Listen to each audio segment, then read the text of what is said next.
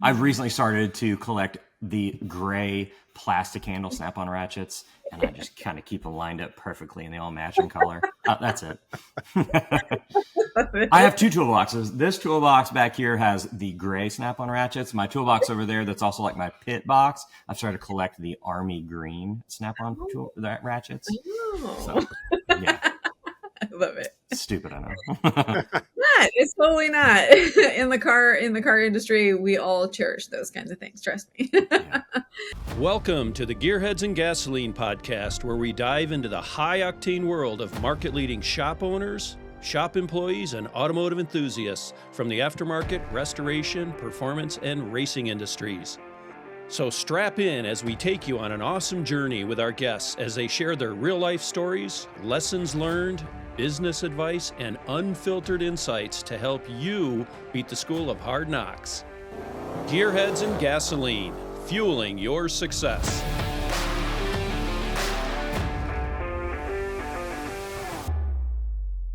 Hello everyone, I'm Barry Alt with Motorhead Digital, and my co-host is Annette Bauer with Annette Bauer Creative. We're excited to welcome Jesse Vaughn, the talented owner of Level 7 Motorsports, to the Gearheads and Gasoline podcast. Level 7 Motorsports is a family-owned build shop specializing in pro touring trucks built with care and using cutting-edge technologies. Jesse's team supports everyone from the DIY garage builder to the novice automotive enthusiast. They excel in advanced wiring, custom fabrication, and purpose-built vehicle builds. They also offer top-tier products and their own one-of-a-kind specialized parts. We're pumped to have Jesse on board, so let's dive in. Well, cool. So as we kind of kick off the podcast, we kind of do this a little bit different, and we always like to kind of pick into like a personal side of you, which is asking something that is a little bit different to get you thinking this morning. And that is, or this afternoon, whatever it is for you. That is, what is your favorite drink? Alcoholic or non-alcoholic? Your choice. Any bourbon is good with me. Any good quality bourbon. Nice. Yeah. Good. I have Barry loves his old fashions, if he's still doing those, at least historically. I am, absolutely. And I actually have a bottle of a local bourbon sitting in a box that I have to pack up and send to Jesse because I searched everywhere to get the stuff shipped, and I have to ship it. So it's waiting on me to pack it up. So Okay. that's coming to you. Thank you. I'm excited. Nice. Yeah.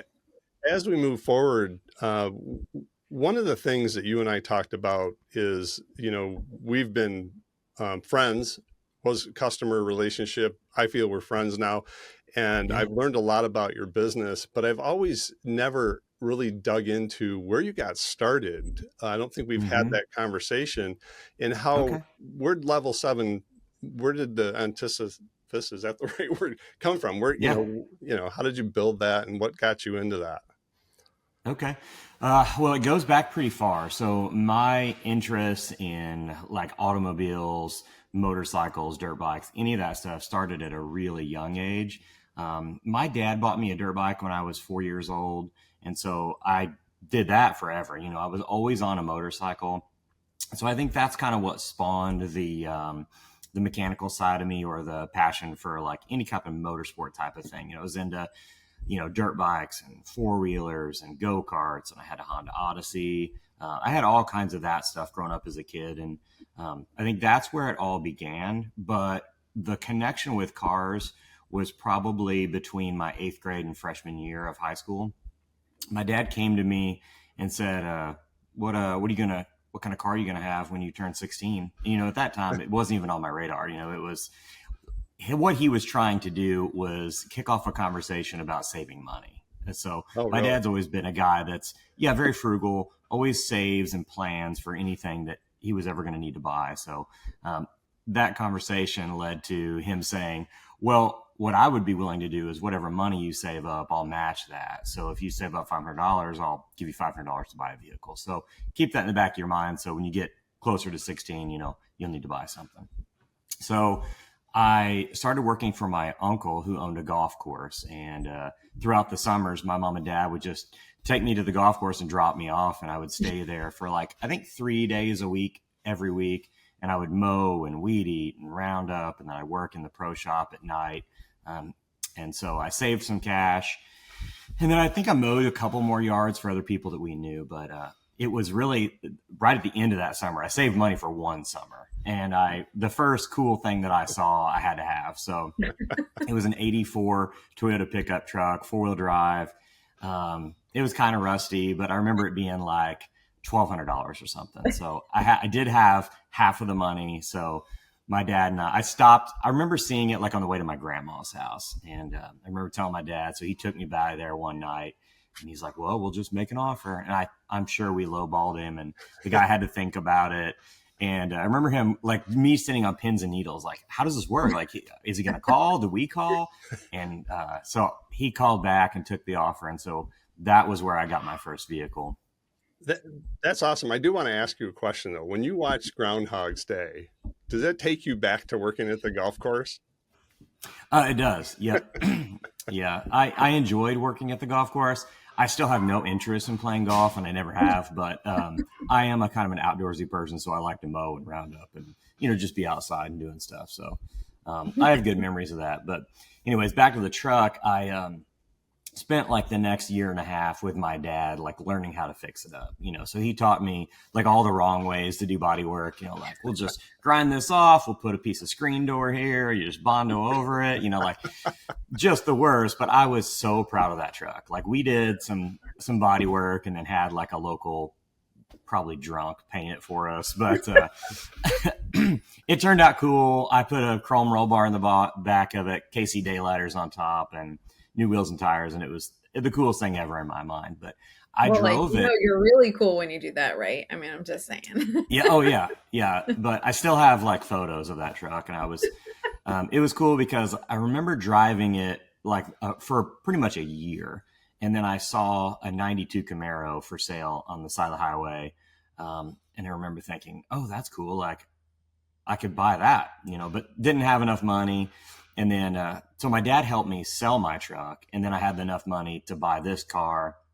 I worked on it a few years, fixing it up, sold that, made a little bit of money. And so at this time, like I'm about to graduate high school, I'm reading like every magazine that was published. I was going to libraries, checking out books on cars and welding and all kinds of stuff. And I was pretty much just addicted to the process, seeing that I could like work on something, have fun, enjoy that process, sell it, take that money, and like move on to a whole new experience was kind of what, kind of drew me in. And so throughout reading like Pearson's Off-Road and Hot Rod and Carcraft and all those magazines, like they would do something and I'd be like, I have to try that. So I would buy a vehicle, do the motor swap, do whatever they did and sell it and move on to the next project. So I joined the military. I joined the Army when I was 18. Went to Iraq in 03, 04, came back. And I remember by the time, so anyways, when I was in Iraq, I was buying cars too. So I had like storage buildings where storage buildings where my dad was like storing all my car parts and cars and stuff. And so when I came back, that's all I did. I was on unemployment for a year. I just spent a year building cars for myself and having fun. But I remember like going to work, and at this point, like I'm working for body shops when I got back. I was in the collision industry, and by the time I was 25 years old, I was on my 25th vehicle.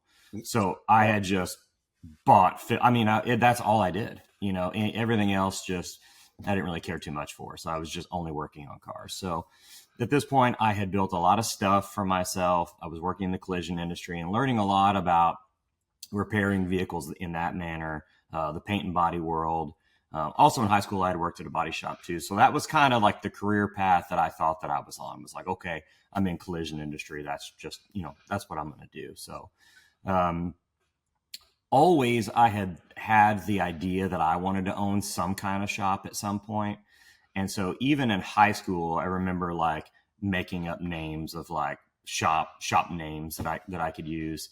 And my dad was a preacher. He was a school teacher, and then on the weekends he would preach at an old timey church, old country church. And he preached a sermon one time about the many different significance of the number 7 throughout the Bible, and one of them was divine completion. So I remember, like, I'm doodling in church, and I remember hearing this one thing, and I remember thinking, oh, well, I want to build cars from beginning to end, so like the number 7. And then I just remember, like, at some point coming up with level 7, and then it just I've kept it ever since then. So however many years ago that was, it was probably 1999, 2000 somewhere. I remember us having a conversation at your open house. I asked you, where did level 7 come from? Because I've always been kind of intrigued by the name, you know? Yeah. That's cool. Well, that was it, divine completion. And so I just kind of stuck with it. And actually in 2001 is when I got my first business license under level 7 Motorsports. So I've had it for 23 years now. So it's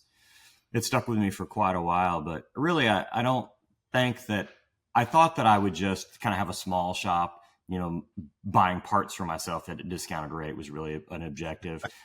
And then, you know, maybe helping out some friends, but so I quit my career in 2011 to do this. But by that time in 2011, I was managing high production body shops. So I had worked for a long time for a Cadillac dealer, and we had a very good body shop that did very well. And I managed that. And then I quit that and went to a Cadillac dealer to manage their body shop.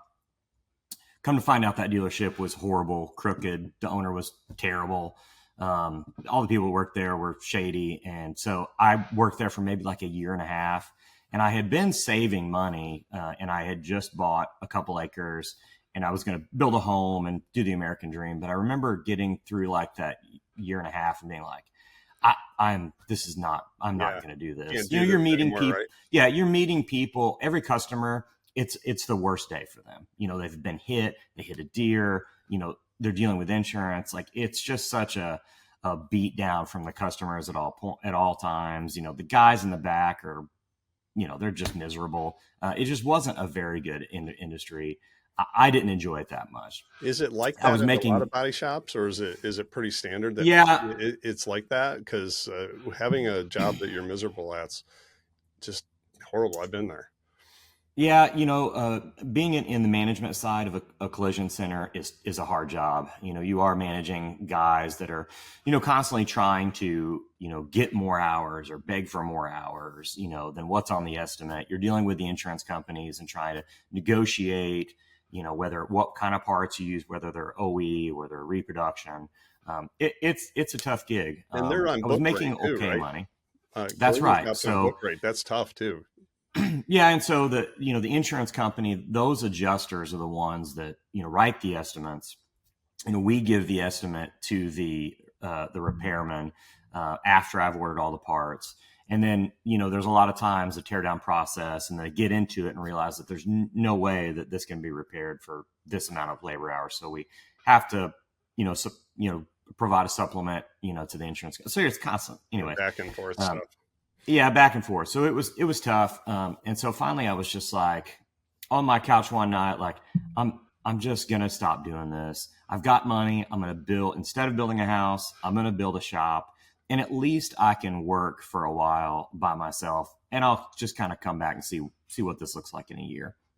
So by that time, I also had like a couple of my cars in magazines. Like I had been like recognized as like having a decent skill set. And one local guy was paying me to do a complete build. So, a full rotisserie project, sandblasting a car, hanging quarters, motor swap, everything. So at least I had one source of income, and I could bank on that for about a year or so.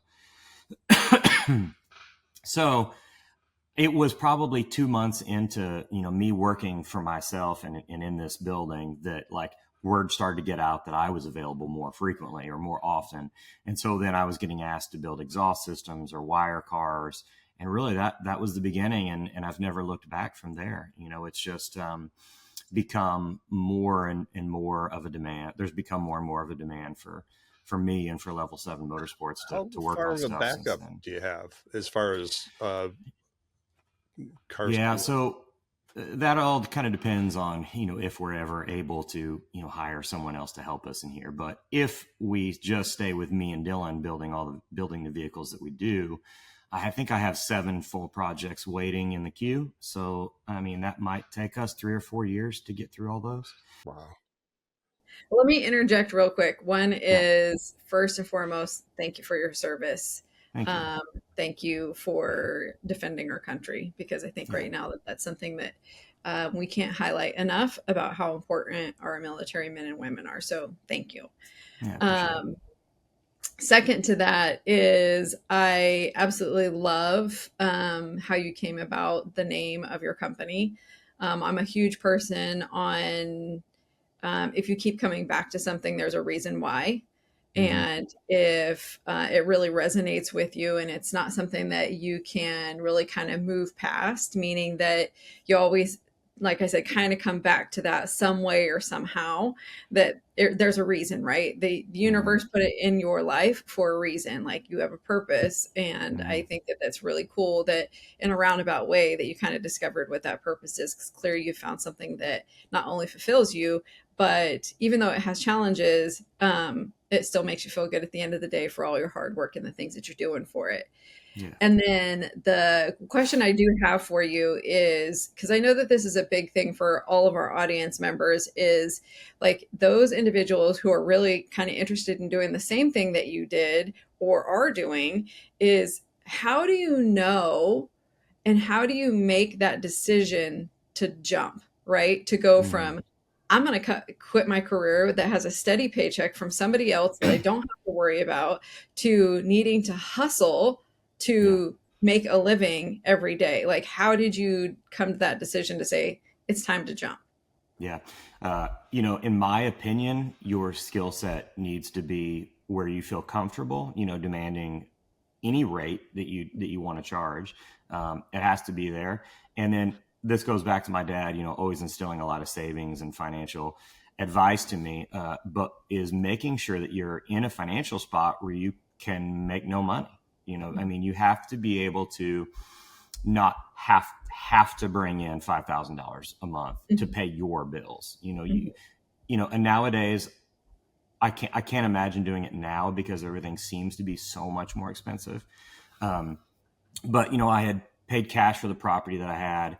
I had saved all that money from being in the military and just kept saving and saving and saving. So I had enough, I borrowed a little bit from my dad, but I had almost enough cash to pay for that first building. So I really had no mortgage on the building.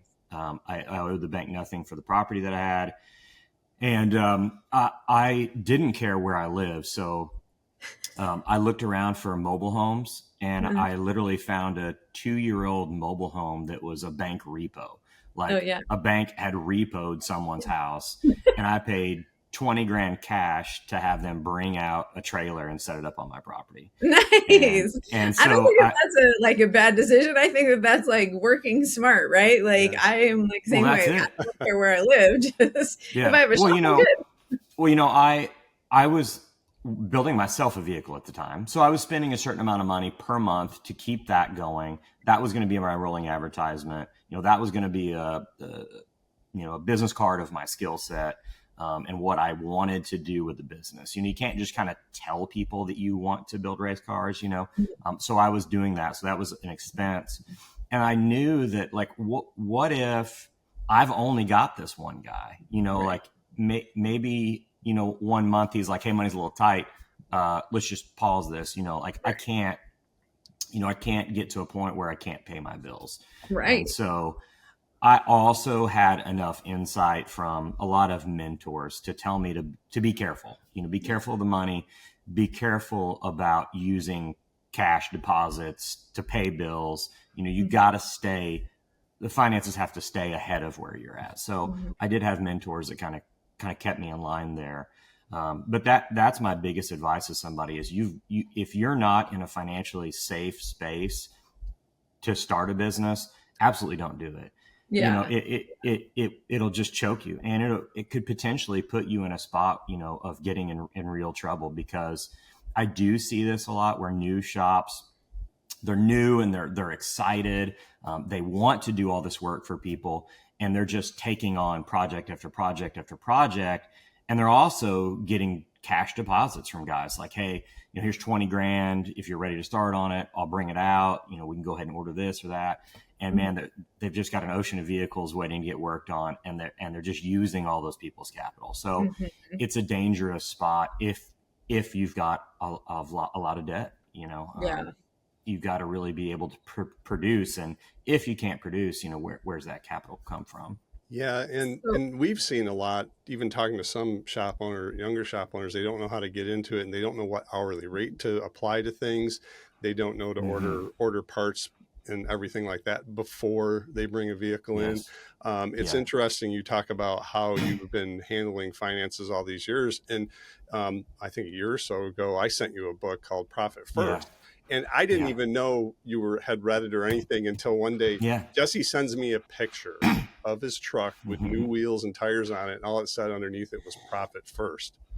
I'm like, yes, I love it. So you can always add to that stuff you're already doing and keep learning on how to even manage your business and your finances even more, right? Yeah, absolutely. And everything nowadays is so costly. Even the employees that you can find, even if they have an entry level skill set, they want to make a decent income, and they have to. They can't work for $15 an hour. They want to work for $30+ an hour. So that's hard. Our insurance on our shop and contents and customers' vehicles is $15,000 a year. I mean, there's so much to this business that just sucks it all out, right? And I'm not against anyone, starting a new business in the automotive industry, but over the last 5 years, I would love to know how many new hot rod shops have opened, in the United States. I mean, 15 years ago when I started, there was big shops, and that's about it. There weren't shops of my size, that were, just a couple guys working hard. They were all like the Troy Trepanias and, all the bigger shops. That's what existed when I opened my shop.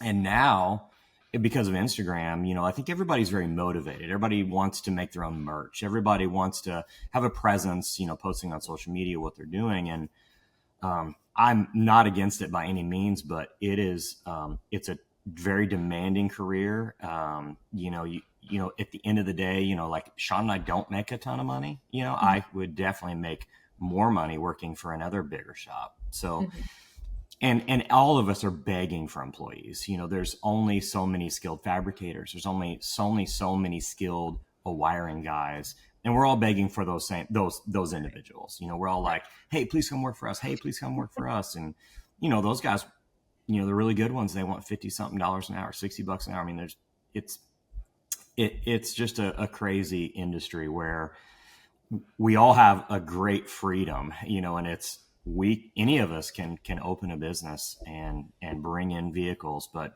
we're all following the same struggles. We all have a huge workload. If you have any kind of skill set, you have a huge workload, a huge backlog. You have expenses, and you can't get guys. You can't find guys with a skill set to come in and help you. Today's podcast is sponsored by Motorhead Digital. Motorhead Digital are digital marketing experts for your automotive aftermarket, restoration, performance, race, and restyling shop. They help you supercharge your shop's website, social media, and entire online presence to attract those badass customers you're looking for. Check us out at motorheaddigital.com. What are you doing I know some shops will bring in younger guys. We like to talk about youth engagement a lot. There's a balance there though, right? You have to find, if you find somebody that's hungry, even if they start out sweeping the floor and then moving into, finding what their skills are, you have to take the time. If they want to learn, they have some knowledge and some skill, but they need to learn more. You have to find the time to train them and kind of get them started, but you don't really have that time. How do you do that? I don't do that now. I hate to say that, but I have spent so much money throughout the last 5 or 6 years trying to train young guys. One, it takes away from, me being able to earn income and I do pay them because they can't just come in here for free. It doesn't work. Where would the money come from? They have to have an apartment and a car. So I have to pay them. And then what I've found from most of the guys is that they aren't very ambitious. They're pretty, they're okay with being just entry level. They're not eager. They're not hungry. They're fine with like the 15 to 18 bucks an hour you're giving them. And it's like, they don't, I keep giving them all this freedom. Like, hey, come in on the weekend. Like, let's weld together. Let's work on my truck, or like, let's stay after work. Like, let me get hands on with you. I've had 6 different guys here. None of them take me up on that. Like, it's not me or the opportunities that are available to them. It's just like they get frustrated after a year that they're not given the freedom to just like tear into a customer's vehicle, and they haven't got any skill set. And I don't mean to be negative, but we've had a very, very hard time.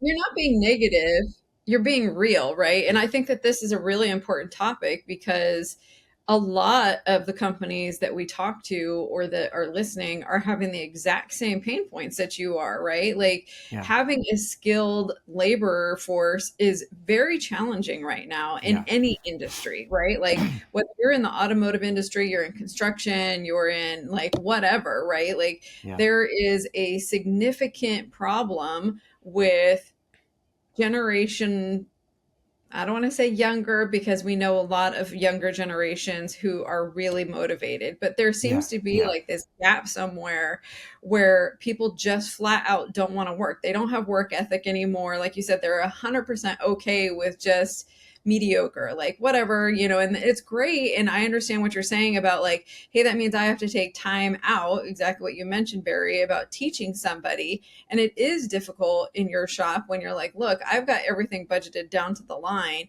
that I know where I can make profit at. And when I start spending time doing X, that's taking away from that. And that is part of business, right? That's the cost of doing business.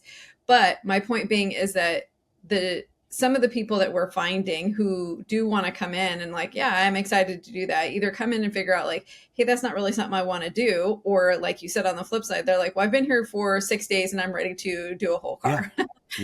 No, not really. That's not how that works. Right. And so it's that whole time process. They say on average that it costs anywhere from $20,000 to $30,000 to onboard an employee. And think about that. Like you said, over 5-6 people, that's a significant amount of money for any business for it to be a losing proposition on both sides. Yeah. And we have customers that are out that can bring interns and kids from like McPherson College, UTI, but it depends where you're located in the country. You might not have that option. And I've said before, if you listen to some of my other podcasts that Annette and I have done, I struggle. You've educated me on something here. I've struggled with why some shops don't want to spend the time to bring younger people in and help educate them. And the culture these days, it's tough. You want to do that, right? But you want them to also put in some extra effort, like on the weekends and things like that.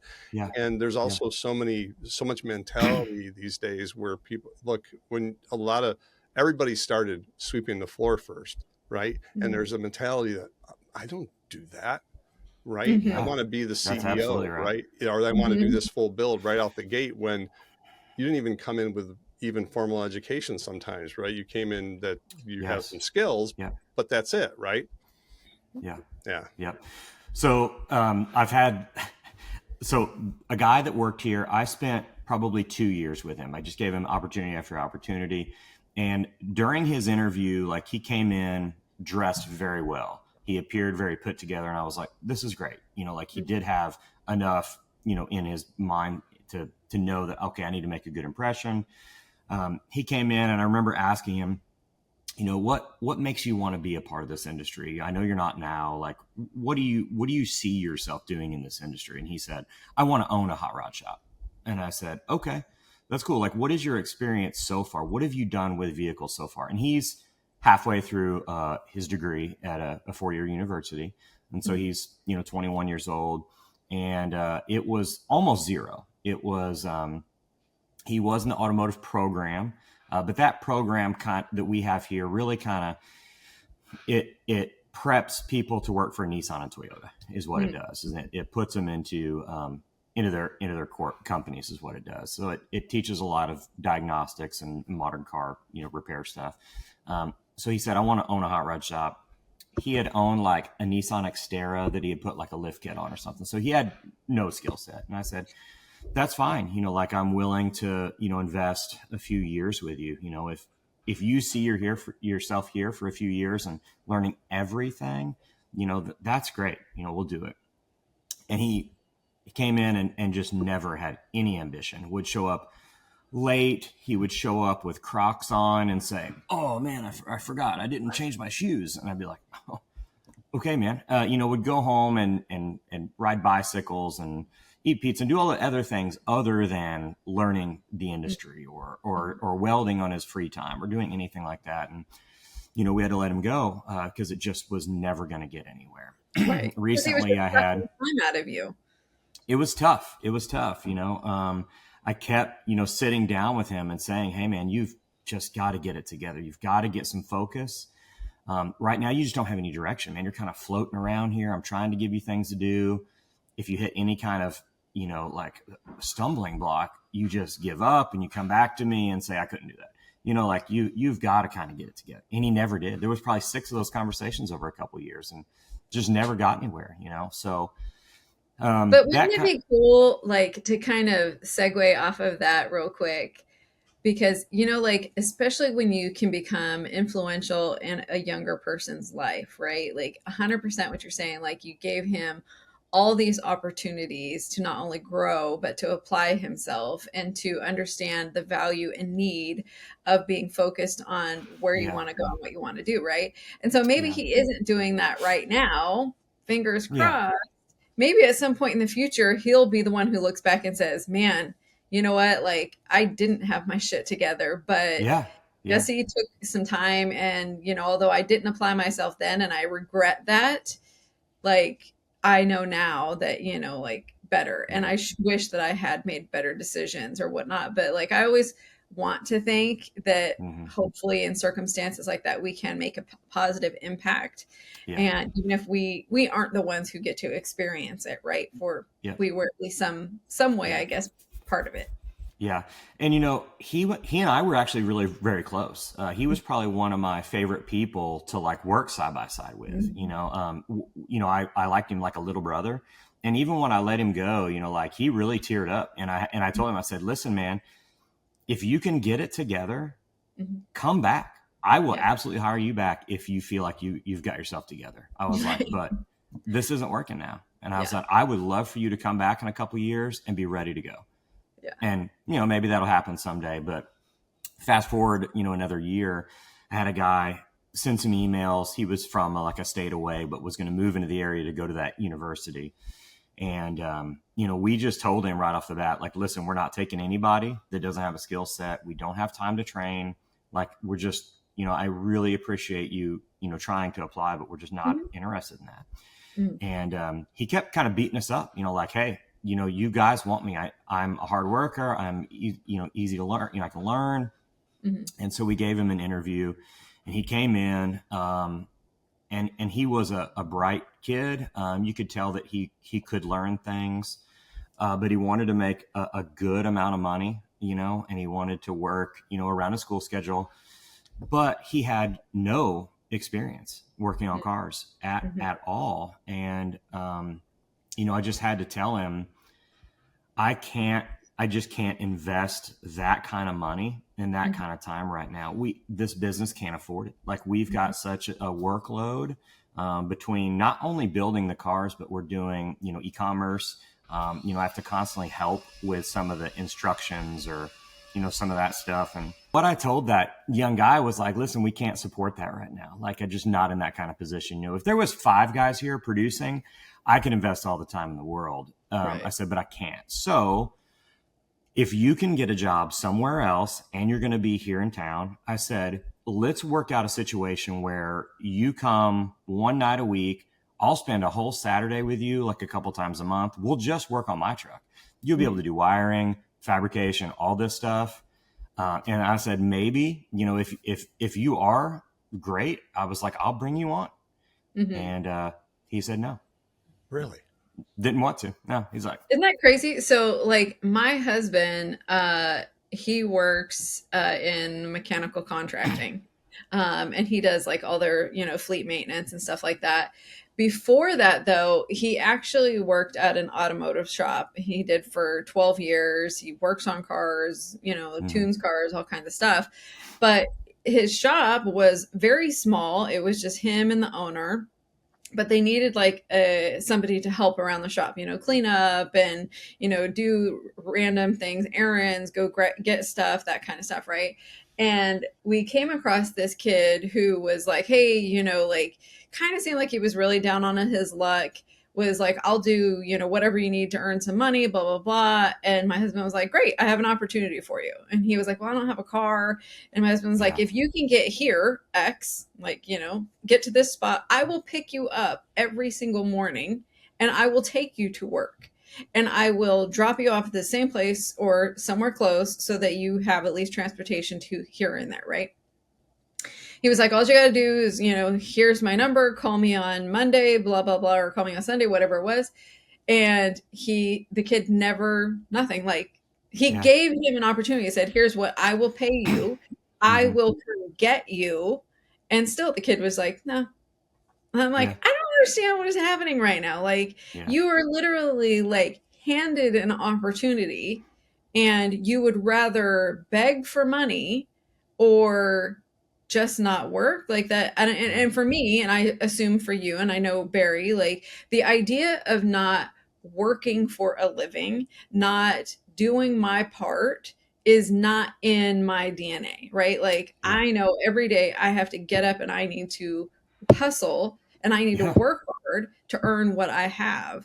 And for somebody that I've come across this several different times to just be like, it's not really that important to me. Like, how is that not important to you? This is like the fabric of who you are. I don't know how they survive in life with that attitude, right? How do they get by? I don't know. Yeah. So the takeaway from that individual that turned me down on a free education, also one of the statements that he made during his initial interview was that his future is, he sees in his future that he wants to own a performance automotive shop. So again, another person that just wants to open a shop. It blows my mind. And all the time I just see like new things popping up on Instagram, new small shops with, I don't know. Anyways, I don't want to get into that, but we do struggle with finding any type of skilled labor or any kind of work ethic or anything like that. So it's tough. The great thing about the automotive industry is there is an endless, huge amount of work. So if we all want to work with just two people in our shops, there's plenty for everybody, it seems like. Yeah, it's I found just being in the industry since 2017, it's a big family too. And that's cool. Yeah, it is. I wanted to, let's talk about the cool part of your business, because you build all sorts of different cars, but you really focused on a niche with the pro touring trucks, right? Yeah. And we even sponsored the yellow and white truck when you were running in the Optima Ultimate Street Car. Tell us, how'd you get into that? Just really digging into the C10 and actually, moving on to other cool stuff within that market. I will say that I have the ability to kind of forecast trends, and I can see stuff kind of bubbling under the surface. And I saw the truck thing coming a little bit. I had no idea that it was going to blow up the way that it did, but I had built a lot of stuff, right? So you knew that I had built trucks and cars and a lot of stuff, but from 2011 to I don't even know what year that was. It was probably 17 or something when I bought the yellow truck. We had done a lot of stuff. I had a Nissan 240SX that I raced in the Optima series starting in 12. So that's how I got introduced to Optima. That's how I kind of got big into road racing. And I wanted to get an old square body Chevy truck. And I wanted to kind of start in autocrossing and road racing a square body truck, simply because a square body was the truck when I was in high school. I mean, especially like a K10 four-wheel drive square body was like the cool truck. So, I found one and, spent years progressing and learning that platform. And really the timing was just sweet. There were a handful of pro touring trucks at the time that were autocrossing. It just happened to be that Level 7 was positioned to where we could go out and we could campaign and we could autocross and we could road race. And really the truck became a very recognizable truck. So, there was C10R that was pretty noticeable. He had been on Autotopia, I think it was, early on. There was our truck, but there was a few like really kind of recognizable trucks that were kind of doing that thing. So like I said, the timing was just like optimal for us to be noticed as somebody that was racing a truck. And then we started to get truck project after truck project. And it's still, that's the only thing that we're getting asked for still to this day. We would love to build other stuff. There's all kinds of stuff that I'm interested in. But we have definitely built this business on a niche within a niche, I like to call it, so the truck and then the racing truck, it's kind of a ultra niche thing, but it's working out very, very well for us. I've always had this focus of quality and attention to detail, like unwavering, only focus on the quality and attention to detail. Everything else will kind of fall in line and customers will kind of come from that. And it has worked out so well. Just not only in great customers that want us to build really good vehicles that we like to build, but also that's kind of spawned our e-commerce side.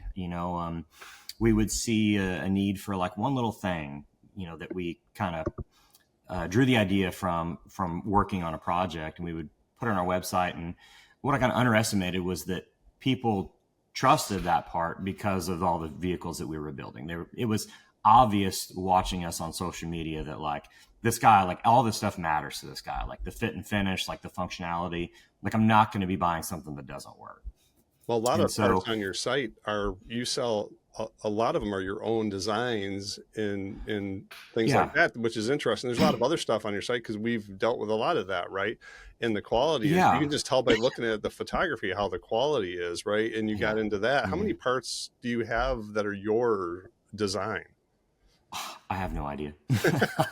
I wish I could keep track of that stuff a little better. There's probably 30 products now that we've developed on our own, but I've expanded into, bringing in, other manufacturers' products to our site. And it's more of a curation of stuff that I would absolutely sell to like my friend, right? So if I could say like to a friend, like, hey, don't buy that. Like, that's not very good. It won't work with this. This is what we use. We've had great success. Like, I absolutely trust this. Buy this. That's kind of what our entire philosophy upon we've built our e-commerce site. Like, this brand builds a perfect radiator. Like these are great. Use these. We haven't put everything in the industry on our website. It's just the stuff really that we feel comfortable selling people, that they're going to have a good experience in their garage. Right. I called you about even not a truck stuff, about TKX for my vet. And you asked me like 30 questions. I go, okay, I'm going to call you back when I have that information and when I'm ready to actually purchase a transmission, because I was just blown away by all the questions you were asking me. But that leads to, people knowing that everything on your website is there for a reason. It's just not there to sell a part, right? You've tested it, it works, things like that. Yeah. And even a lot of times I'm not scared to say that I take some of the stuff that I've had an idea for off my website, because I underestimated like the complexity or the mechanical sympathy that I have, not everyone would have. So I'm constantly trying to balance that and give the DIY customer a really fun experience in their garage.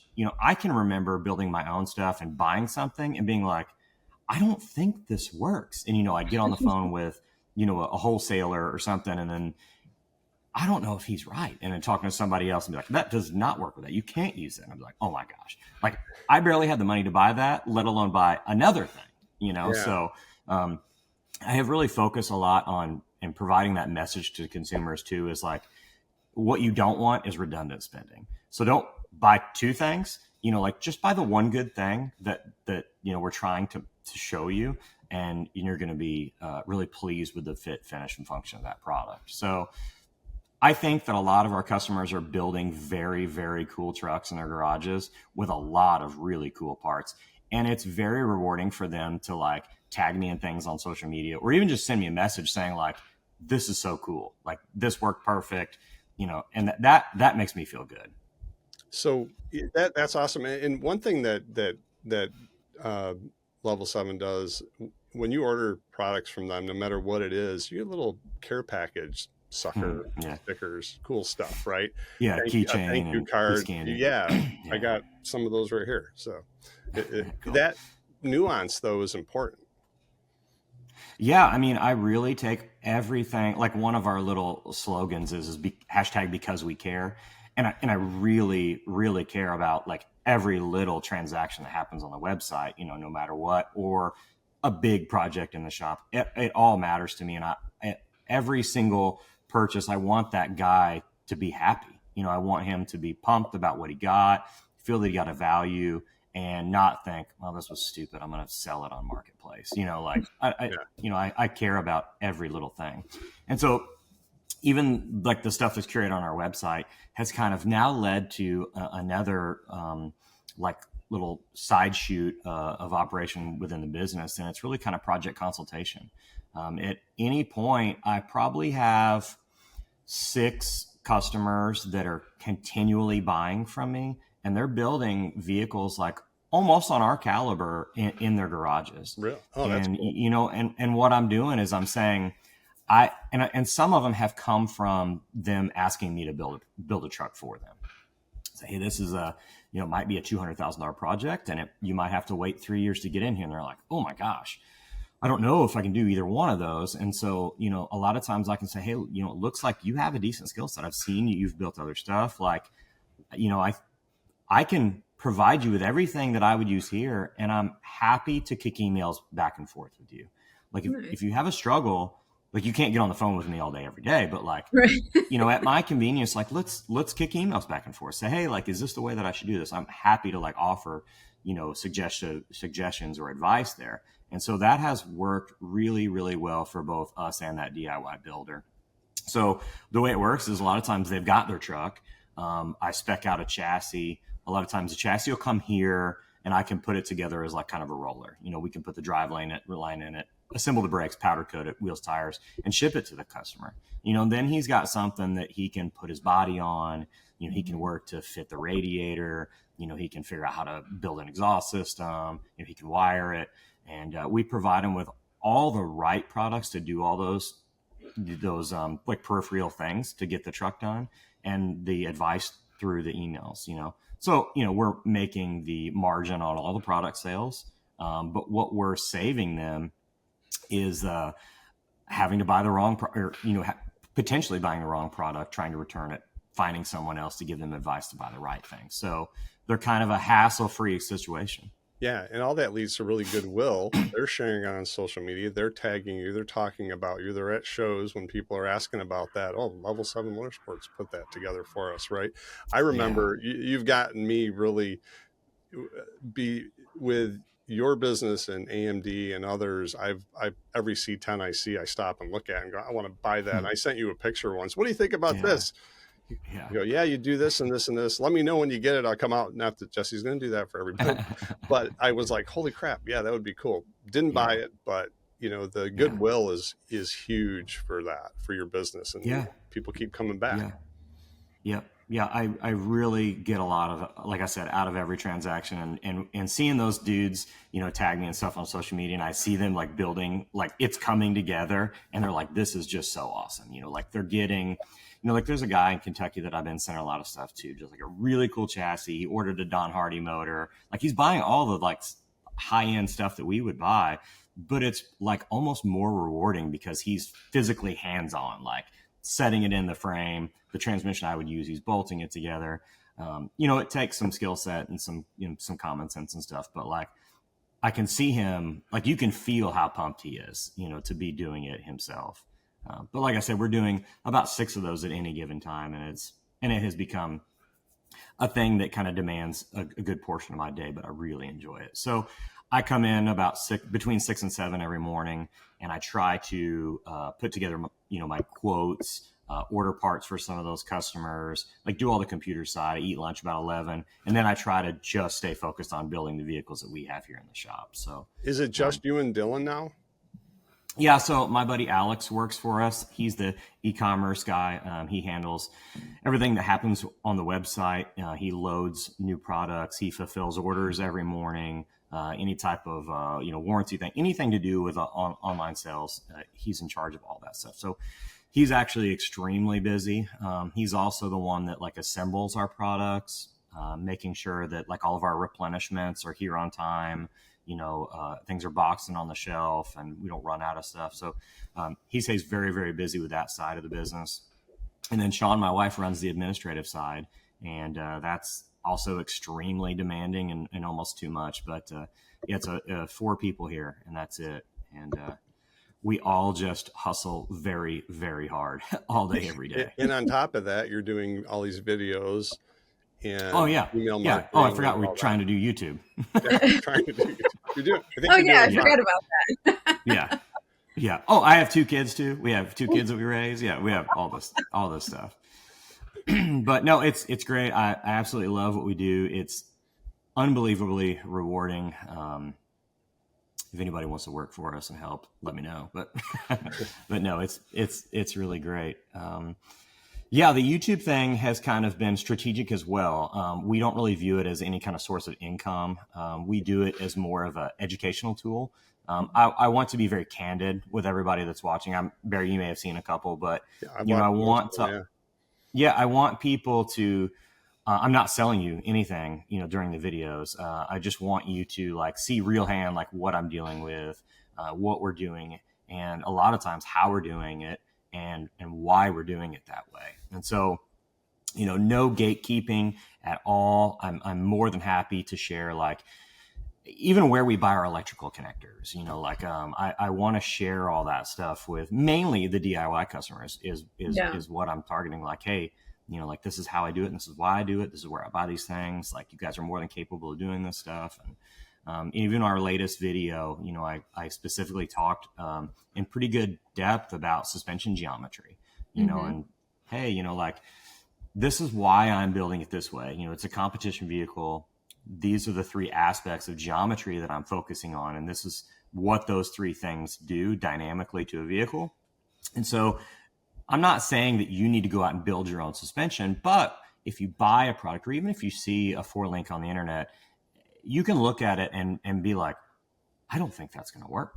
I think by looking at that, the geometry is bad. So I'm just trying to provide, a higher level of understanding of what it is that's sold and what it does and how it should work. And that's based on experience, right? Because things you've done that may not have worked, things that you've changed, Yeah. But taking that approach where you become more of the thought leader and the educator will do volumes for your business, right? So part of this duo between Barry and I that works is because he does a lot of like what your shop does, the restoration, fabrication, that kind of stuff. I come from the performance side, the racing side of things.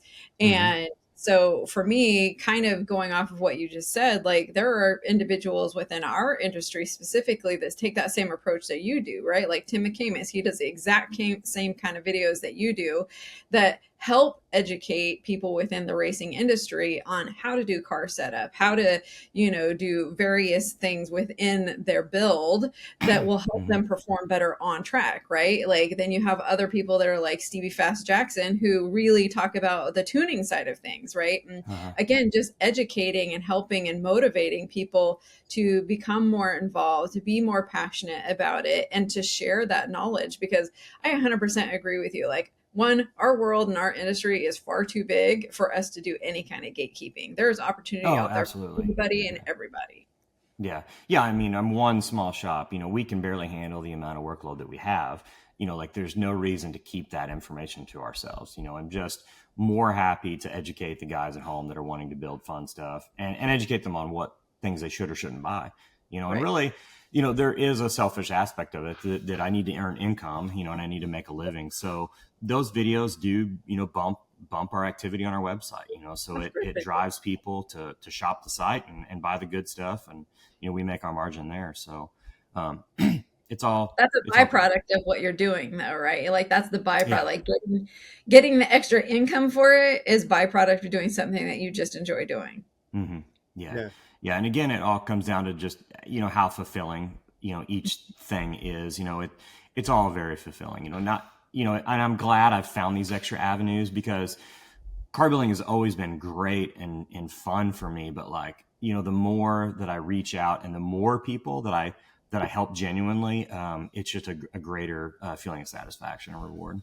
That's interesting you say that, because as far as what we do, we've niched down into working with shops like yours, restoration, performance, build shops. And that's done the same with racing, drag racing specifically, right?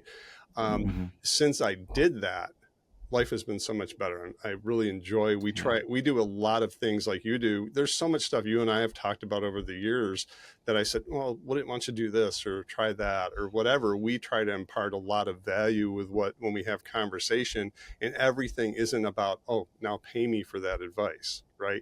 It doesn't work that way. And we really enjoy it. We the best thing I ever did was get into what we do and work with shops like yours and meet people like Annette.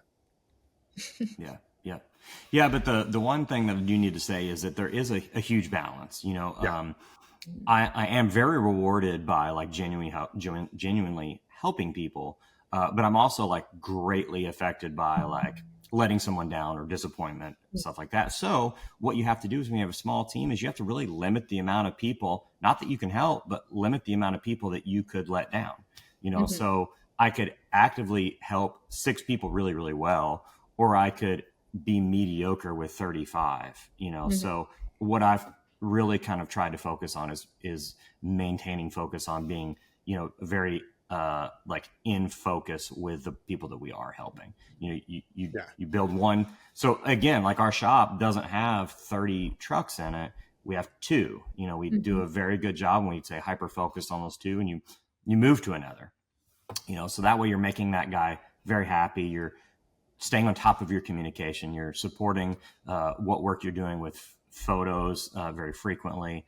And, same with the guys in the emails. You can't be trying to sell, 35 different guys stuff at any given time. You just can't balance it. So quality, I like to say, so I just like to say that, I just limit the amount of people that I could potentially let down. The Gearheads and Gasoline podcast is proudly sponsored by Redline Synthetic Oil. With a legacy of excellence and over 100 premium products, Redline provides motor oils, gear oils, assembly lubes, fuel additives, and water wetter for the automotive, racing, motorcycle, marine, and industrial markets. Known for their exceptional quality and technical expertise, Redline is trusted by enthusiasts and professionals alike. Discover their full range of products and expert support at redlineoil.com. I wanted to delve into, you had mentioned at the beginning about motorcycles when you were growing up. I've seen videos, your kids are into the ATVs, and they're so, seeing especially your daughter on, I think I've seen her on an ATV or what, she looks so small. I met both your kids and it's just like, they tear it up. Oh yeah. I'm jealous of their life, honestly.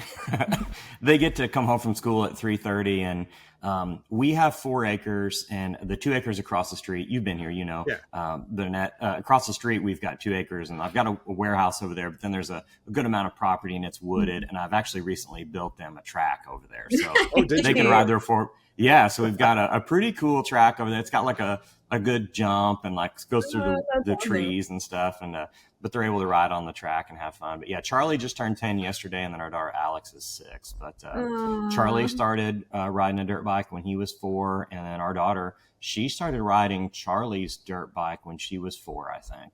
Yeah. So my dad, same as you, my dad bought me a dirt bike when I was 5, and I rode it for years and years and years. And it was legitimately like one of the best memories of my childhood. Yeah. My wife, she grew up in town, so she doesn't she understands it now, but I just told her, she sees it, but like early on I was like, the strongest memories I have are on my motorcycle, on my dirt bike, or being just outdoors. Like Right. my parents had this big giant creek that ran beside our house, and a lot of times in the summer it would dry up. So my sister and I would just go on some trip where we walk down this creek and find old bottles and stuff. Right. My greatest memories are always outdoors related. Yeah. And so 100%. it's fun. Our neighbor also has a 10-acre field, and his daughter rides a UTV all around the field. So there's constantly 4-wheelers and little dirt bikes running all over the place. And then their cousins only live 15 minutes away, so they'll bring their go-karts and stuff. So it's pretty fun. I'm a lot of times working, and I'm like, gosh dang it. Right. You want to go out and join them, right? Yeah, absolutely. Yeah. Who wouldn't? Yeah. Any of your kids, are they working? Let me ask you this. Charlie's 10. I know they're in the shop. Are they helping out with stuff? Are they interested in what you do, or aren't they at that point? Especially maybe not your daughter, but Charlie is his age. It's hard to pinpoint what their appreciation for it really is. My daughter is a huge helper. At any point, if Sean's cleaning the house, she wants to put on her sweats and clean the house with Sean. If I'm picking up limbs in the yard, she wants to be there picking up limbs. She's always all been about help. Or if somebody's sick, she wants to be a nurse and take care of them. Or a lot of times at dinner, we'll sit down and say, she's like, I want to serve tonight. So she's 6, she'll put on this fake little outfit she is a waitress, have a notepad where she's scribbled a fake order on and bring us all our plates. That's awesome. She's awesome. So I can see her absolutely being side by side me when she gets older. Charlie is more of an intellectual. He's constantly evaluating, assessing how much danger there is in something, whether or not he will or be excited about something. He's very, very intellectual. He's very smart. His math and reading are multiple grades ahead of where he's at now. He's not so much a hands-on type. He doesn't come out and get a lot of enjoyment working on stuff with me, but he does really want to connect with you. Wants to talk and have a conversation, or I don't know. He's more of an intellectual. He's a brilliant kid. So awesome. Yeah. So but I am always getting him out on his dirt bike. So I'm trying to really balance both sides of the brain, you can be that way. Let's also try to turn this wrench, let's try to balance this. Right. So I have 2 kids myself. And I have found that each of my kids, just like yours, very different personalities, right? Yeah. One of my children very much so takes after me, and the other one very much so takes after their father. Would you say that that's kind of how your kids are? I would say a little bit. My wife Sean would say absolutely not. They're both just Jesse. Neither one of these kids have anything to do with or anything like me. But yeah, it's like I said, Charlie's just hyper calculated. In the summer, I'll do silly things jump off the roof of our house into our pool or something. My daughter's 6 and she's like, let me do it. I can do it. And I'm like, no, you can't jump off the roof of our, she's just constantly ready to go. She's do the whatever. Oh yeah, she's crazy. Yeah, so they are very, very different individuals. Oh, I love it. I love it. Yeah. Cute. Do you have any, as far as the business side of things, do you have any future, outside of employee issue, getting team members, going in any different directions, or start adding any new type cool things that you offer, services like that you're kind of brainstorming? Or, if you can't talk about it, I can understand that too. Mm-hmm. Yeah. We are working, budget restrained right now, but we have a lot of ideas to continue to empower DIY builders. There's platforms of cars, let's just say like a Subaru or a Honda Civic or stuff. There are so many of those type of projects that you could buy, and you could just buy tons of parts and bolt them on. The hot rod industry hasn't necessarily done a great job of standardizing things, because there's so many chassis options. Like if you had your Corvette, there's a few different frames you could buy. There's multiple engines you could buy. There's so many different ways of doing things that it's hard to offer, like in a bolt-on exhaust system for any of the trucks that we have. It doesn't exist. So we've come to realize that, we can get like these DIY customers so far in their garages, but there's still things that they're going to have to like find another shop to pay to do things. And so one by one, we are trying to be strategic to address those things and come up with more of an achievable recipe to build a Chevy pickup truck. We as one shop can't do multiple vehicles, but I think that like Singer has done a fantastic job with Porsches. They build them all very, very similar. There are things that make them unique, but we're trying to maybe have more of a vision towards Chevy trucks in the same manner. But me not being able to build all of them. Right. Hey, this is the style of truck that if you were trying to achieve that, these are the products that we sell that will get you there. And here's the things that you need to have some level of skill at to possibly install, right? It may be A, B, C kind of level, whatever. Today's podcast is sponsored by Annette Bauer Creative. At Annette Bauer Creative, we understand the power of visual storytelling in transforming brands and driving growth. From capturing the essence of your products and services to showcasing the unique solutions you offer, our professional imagery and reels help bring your brand to life. Fuel your brand and ignite your vision at AnnetteBauerCreative.com. And so again, that consumer is targeting my style of project. You couldn't say that you wanted to build a 4-wheel drive 78 K10 and buy all those same things for me, because that's not the focus, so that's not the style. So we're trying to be very specific with what our style of truck build is, and then really hone in on selling products that are manufactured to bolt on to finish the vehicle in their garage. So that's kind of the expansion of the business, over the next few years.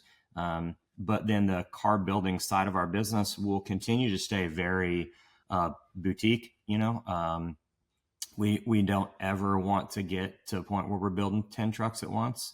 I lose quality control. If there's a bunch of guys trying to build vehicles, I want to just continue to kind of be a low production, kind of a smaller shop. So, it's a guy is happy to wait 2 years to get this very specific vehicle built by me and Dylan. Right. So we're going to keep on course there, but continue to try to help more people with manufactured products. Okay, cool. But before we go into speed round, Annette handles that very well. I don't do it, but we're all going to SEMA. All three of us are going to be at SEMA this year. And I understand there's a truck that's going to be there that you're either building or built, or can you tell us a little bit about that? Yeah, the owner is Tim Tyler. He's a great guy. We've been building this truck for a few years, actually. But it did get picked to be on display for the HRIA booth. And this is the first time I've had a customer's vehicle picked to go to SEMA. So I'm very excited about it. I've been to SEMA a lot. I've had my own vehicles there. And I don't want to say that like it's kind of like worn down how excited, I ever was about it. But now it's like, again, seeing his excitement, like get you excited. Yeah. Oh, it kind of like empowers me to like, okay, so I want to be there. I want to, do all I can to, help his experience or make sure and that support the him, right? Yeah, and support him and make sure that he gets all he can out of it. His project, I never saw coming, actually. He called here maybe like 4 years ago and was like wanting to buy ride tech suspension for this truck that he was having a buddy paint. And I was like, okay. Then he gets to talking about like the objective. And I was like, well, you need a full chassis, like to get where you want to be, and have the quality of vehicle. Like we need to put a chassis under that truck. Okay, let's do that, and so that's what we did. We put a frame together, and it was going to still be a vehicle that was built in his hometown. A buddy painted, another buddy had built a big block for it, and it was going to be that type of thing. And we had put together the rolling a chassis for it. He came to pick it up and didn't pick it up. He came here, and him and his wife said, we don't want to pick it up. We want you guys to build this truck. We're like, oh, okay. And so, I remember having this conversation with him and his wife, which they're great people, but what do you think this costs? And I was like, well, you got the motor, you got the trans, like this might be, like $100,000, since you've got the some stuff. And he was like, well, I don't want to build $100,000 truck. And I'm like, okay, well, like we could be careful, we can just, we can communicate a lot about what it is we're going to try to do and what that's going to take. And that instantly went out the window. It couldn't have been 2 days after we started on that. It was like, what do you think about you guys painting the truck? And I'm like, oh my gosh, well, that's like a whole different thing. That's a year and $60,000. And he was like, oh, well, I don't want to spend that kind of money. And then, it was 2 days later that it was like, let's do it. And so then I'm putting together renderings and picking all these wild color choices. And then so we set out to do that. And then it was like, I don't want to do this big block. I want to build like 1,000 horsepower LS motor. And I'm like, oh my gosh, dude, like any budget that you ever had in mind is out the window. So I love this dude because it's constantly been like, the idea that he has is this great thing. And it's, I don't want to spend that much money. And then it's always like just a matter of days. Yeah. And so same thing when it went to upholstery. It went to upholstery about 6 months ago and they're done with it now. But it went to upholstery and was like, listen, like, I'm not trying to get all this money wrapped up in upholstery. And I was like, okay, like we've picked a very high quality guy. We trust him with all our vehicles. He will do the things that we want perfectly, but we're going to have to limit how many things that we do. So like, we can buy like normal door panels from LMC and bolt them in, or, an AMD dash and put it in. And it was literally 2 days that he was sending me like, what do you think about this? What do you think about this? And I'm like, whoa, like this is not what we just talked about, so. And again, it like came down to like telling Joel, the upholstery guy, hey, tell Joel whatever idea he has to do something cool, just tell him to do it. And I'm like, okay, like this could get expensive. And yeah, so it's turned out to be an amazing truck that is very unique, and we've been able to pick a lot of great things. But it's been fun to like see his like internal struggle with like, I don't want to spend this kind of money, and then it's like, but I have this thing that I really want, so just do that. And we're like, oh, okay, man. I don't want to spend this kind of money, but spend it. But please have freedom to do whatever you want. That's you get a little whiplash there. And I know I was pitching for the speed round, but I do want to ask, have you tell our audience any tips, advice, or anything like that could help them either if they're want to get into the business or build a truck? What is the things and a little bit of advice? To a consumer and a potential person coming into the industry? You could split it in half, right? Little okay. Business advice for people that want to build. All these guys that came to you and said, I'm going to own a shop someday. I think we probably heard what that is. You got to be dedicated, but what should they think about if they're really serious and hard workers? I think if they're very serious and you want to have a rewarding career and you want to make good money, I think that the best is to do a lot of research on other shops. Most shops you're going to have to move, but I would say that you're going to have to get yourself like just infused into a good shop where you can learn a lot, because really if you decide that you want to go on in the future and own a shop, I think that's something that you should evaluate a little bit later in life. I think that making that decision too early is an uneducated decision. I think there's a lot of things that people that start a business have no clue about. And I'm one of those people, I really didn't know how to run a business. I had, before I went to Iraq, I was getting a degree in business. So I did have a little bit of education, but I really knew nothing about what it really took to do books or even invoice customers or how to communicate with customers or judge customers' expectations on finance or quality or any of that stuff. The business part of it is a monster. And I think that you should maybe wait till a little bit later in life before you really want to dive into that, because there's so much to learn before you get into the business aspect. So kind of view your career, as seasons.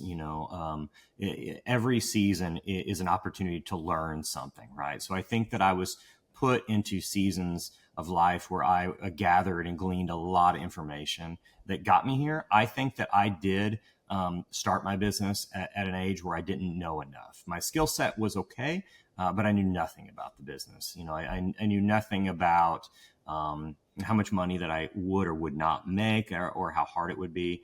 I think that I should have waited. I think I should have infused myself into another shop. And I think that I would have quickly learned that the amount of income that I would have worked up to in that shop would have surpassed, my desire to build my own business. All these fabricators, wiring guys, or even just guys that can just put stuff together, they make great money.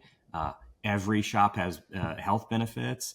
Almost every shop has investment opportunities or some form of bonus at the end of the year based on the business's performance. There's just so much opportunity that can be given to a guy at a pre-established shop that's been around. So that's maybe my advice to a younger guy that wants to be in the industry and period. Maybe back burner the business mind and just kind of go put yourself into another business and take as much out of that for as long as you want to. But you got to be willing to work. Most times you got to be willing to move. So that's the sacrifice that I would make if I could go back in time. From a consumer standpoint, I think that there being now so many small shops that are promoting themselves on Instagram, it's easy to show a very light side of what you do as a business. Like these trucks all look great. I think that I'm always shocked at the customers that call me who don't really know me. They've definitely never been here, and they're willing to send me large sums of cash to get going. I think that there should be a lot more vetting in the industry, and there's nothing against any business, but maybe, I would even offer some of our potential clients that want me to build vehicles to call some of the guys that I've built vehicles for in the past. Mm-hmm. How did they like how I invoiced? How did they like how I did or didn't communicate? Would they do it again? There's a lot of those conversations that I think should happen, especially if a guy's wanting to spend a couple $100,000 on a project, because we are getting hit up a lot to either finish a project that was started by another shop or come in and make it an actual vehicle because it was built by another shop and it just it doesn't work, So there's a lot of cash that was, not to say wasted, but was wasted, because they really didn't vet who it was that they were going to have, do all this work. So, do you think that a lot of that is based off of, there's two sides of this, right? The good side of this is that your reputation precedes you, right? And that your reputation is what brings those people to you because they see what you do, they hear from their friends or the industry of how well you've done it. But then on the flip side of that, right? There's that good side of hey, we know how great you are, even if they've never been there, even if they've never met you. But then the flip side to that is well, I want you to fix somebody else's screw up because I feel like you're the next best thing, right? I agree on the vetting side of it, but do you think that there's any relevance to that? That's hard to say. I don't know. I mean, we aren't willing to jump in on someone else's project, so we try to avoid all those all the time. But I have my own personality. I have the ways that I like to communicate, and there's no one gets my cell phone number. I'm not trying to text people all the time. So I know that we've had customers that don't like that, I want to be able to text you and ask you a question or this and that. And that's over the line for me, so there's things about every builder that, people either do or don't like. I mean, not everyone gets along with me and I don't get along with everybody, but there are people that love me and love the way that I do it, and we're hyper, our invoices have everything on them. You know, so if today I used 4 1024 stainless screws, like they're on the invoice and what they were used for. And so I think most people love that. You know, like, hey, we're as honest as you could ever be. Like these hours, we did this. I screwed up. I had to redo it. So I took those hours off. I billed for these nuts, you know, I returned this part that I bought. They charged me a $15 restocking fee. Like everything's on there. But I did have a customer recently that was like, your invoices stress me out so much. Like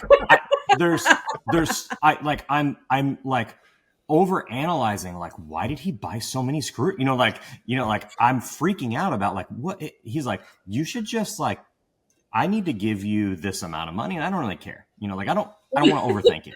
I'm like, well, I'm not trying to like overthink it, but I'm just trying to be like totally honest.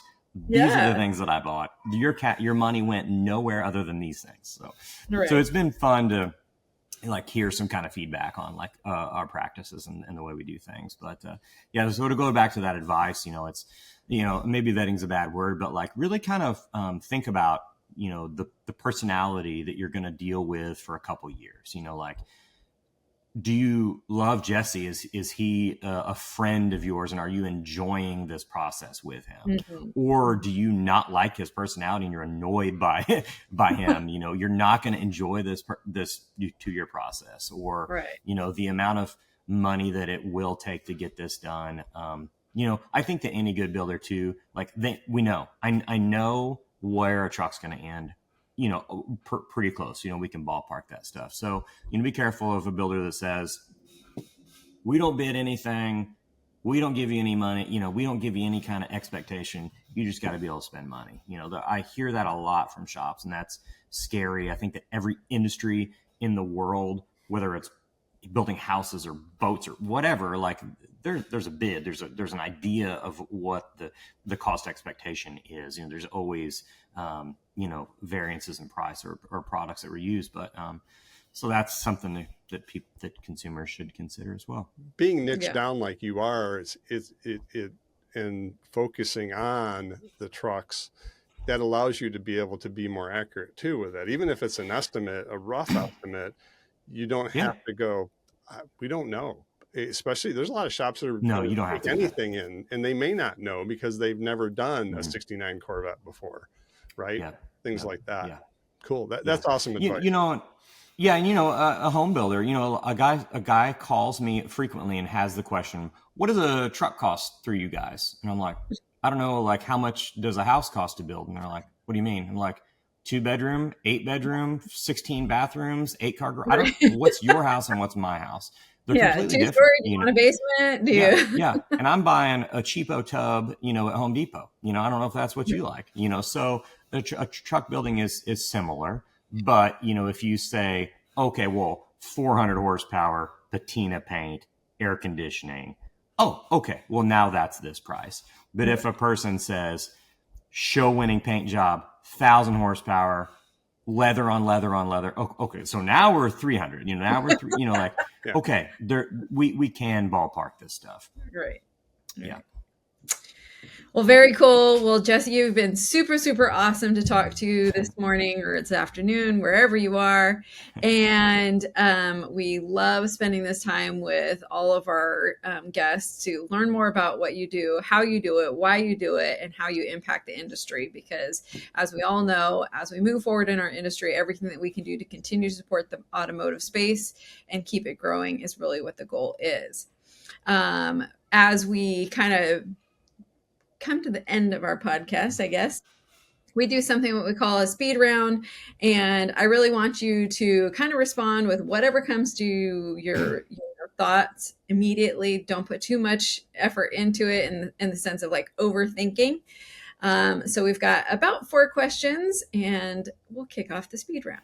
So first question is, what is your favorite race driver, team, hot rod, muscle car, or in your case, seemingly, truck? My favorite. Oh my gosh, my brain just got stirred up. I don't know how to answer any of that. Golly, I have no idea. Jeep J10. We'll just say Jeep J10 is one of my favorite trucks. Probably most regretted truck of all time. Favorite race car, race driver.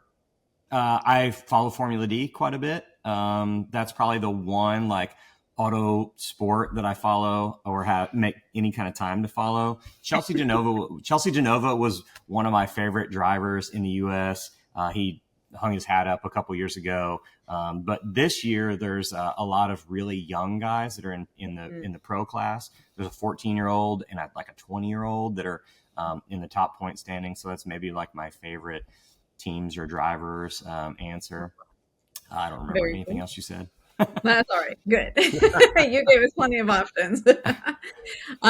What is your favorite tool in your toolbox? My snap-on ratchets. I've recently started to collect the gray plastic handle snap-on ratchets, and I just kind of keep them lined up perfectly, and they all match in color. That's it.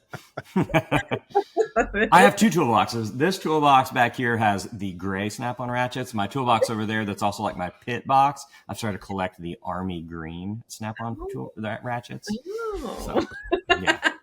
I love it. Stupid, I know. Not. It's totally not. In the car industry, we all cherish those kinds of things. Trust me. Yeah. Do you have a favorite racetrack, maybe an event, or even a car show? Road America is my favorite track to drive on and attend any event at. It's a place where like we can camp, we can take our kids with us, they can eat food, like they can buy silly shirts, like it's just like a whole fun family experience, and that's probably my favorite track and favorite place to attend. That's awesome. Yeah, I love Definitely that more like the family orientation part of it, huh? Like any racetrack that I can go to and like I can race and my family and I can be there like in the camper and hanging out and like we can camp. It's like a whole family weekend. That's really enjoyable for me. I don't like to go and do any of this stuff without my family. So like, I like to go to the venues where we can be together. That's awesome. I love that. Me and my husband are just the same. So that's so cool. Last question, and this one stumps every single one of our guests, but what is the best advice you've ever received and from whom? Oh my gosh. The one that sticks in my mind the most, it was from my dad, because my dad has given me varying advices like over the years, always been from like a financial security standpoint, right? Like whenever I was quitting my job, he was like, you're making great money for being 30 years old. You've got a 401k, you've got all this stuff. And to give that up to do something like this seems insane. Mm-hmm. I wouldn't do it, but I don't play high risk, Mm-hmm. And then, so I remember there being like probably 5 or 6 years of him really not saying a lot, like being, you could see the concern, like this kid's not making any money.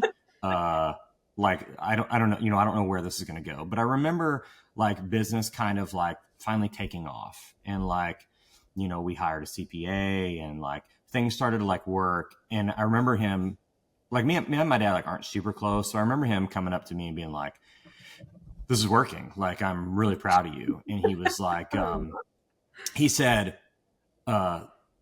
if you're going to be in this ocean, like be a shark, like don't let up. And he was like, you're making money, go hard, make all the money. And I was like, oh, okay. I was like, so taken back, like, okay, Dad, like, cause that's nothing that I've ever heard him say. It's always like, be careful, don't spend this money, right. Always save. And then he was just telling me to like bear down and go hard, so right. Like, okay, like, this is great. That's like the most memorable advice that I've ever gotten from my dad. I remember also, it was probably the first year that I ever opened. There was like an old timey Corvette car club that came through here one weekend. And like I opened up the shop on a Saturday and had coffee, and these old guys were kind of like just wandering around, and I really wasn't their scene, like what I do wasn't necessarily what they do, but it was cool that they came by and said hi and stuff. And this one pretty old guy like came by and he was like, this is really cool. He was like, I love that you're here on your property, your house is here, like your family's here.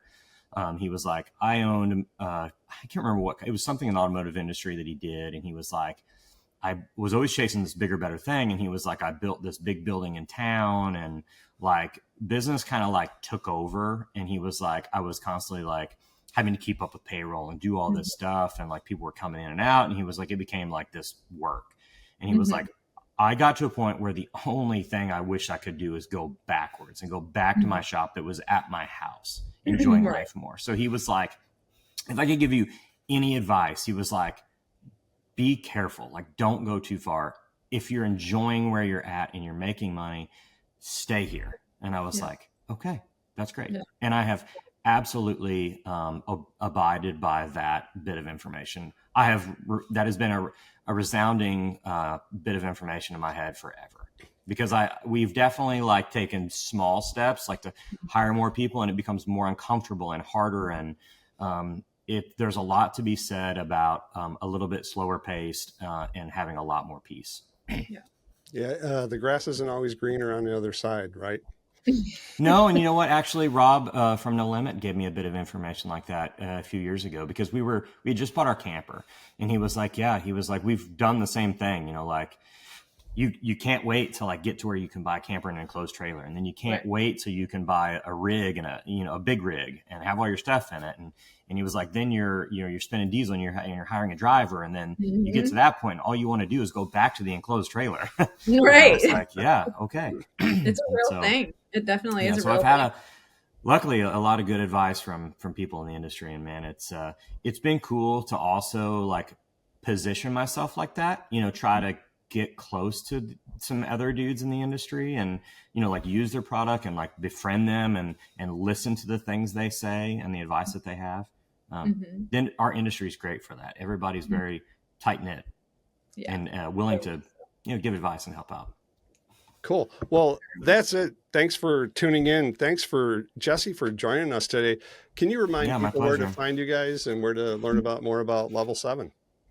Anything Level 7 Motorsports. So Instagram, YouTube, Facebook, it's all at Level 7 Motorsports. So simple Google search should find everything we have. YouTube, website, e-commerce, photo galleries, all that. Awesome. Yep.